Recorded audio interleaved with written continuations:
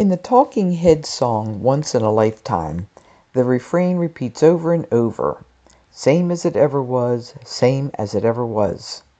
Whether the refrain is meant to reflect the constancy of sameness or the inevitability of change is an open question.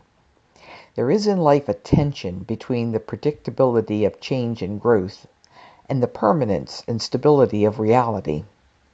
The Easter experience of the Apostle reveals to us a number of ancient examples that bear witness to the tension between permanence and change. We know that God is the same as God ever was, unchanging and eternal, revealed to Moses as I am who am. At the heart of God's unchanging being are unity and love. Yet the way in which God's unity and love were revealed to the apostles and the disciples of the earliest church shattered expectations about the nature of God. By the sending of God's own Son, Jesus Christ, to save us through the conquest of death and sin, and then in the giving of the Holy Spirit to comfort and guide the church, something had changed about how we knew and experienced God's being and love. In the appearance of God's Son, something new had happened. The newness is found in the growth of the post-Easter church as it tried to make sense of what Jesus had formed not just in his small community of disciples, but for all humanity. There was not a clear-cut path for the church, a blueprint or a manual that laid out a 5-year plan for church growth. What the apostles had was the gift of the Holy Spirit to help them make sense of their mission and to discover what the church was to be. There is an inherent wildness in the Holy Spirit, a sort of untamability or unmanageableness, and the work of the Holy Spirit can challenge old ways of thinking and acting.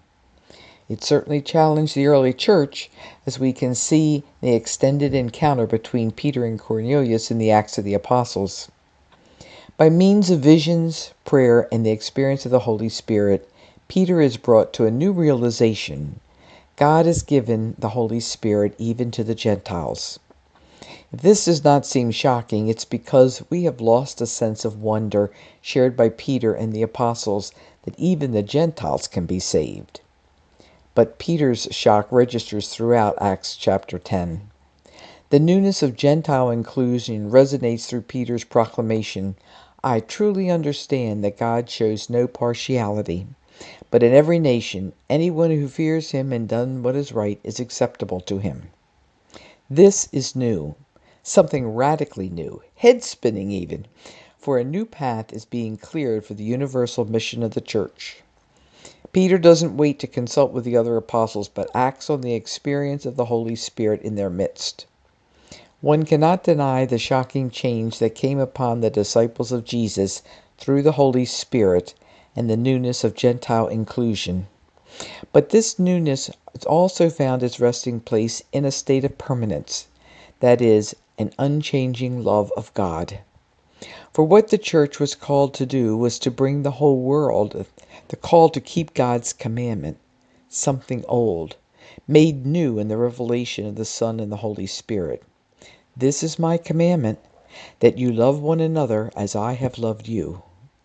This love of God and neighbor, the same as it ever was made completely new.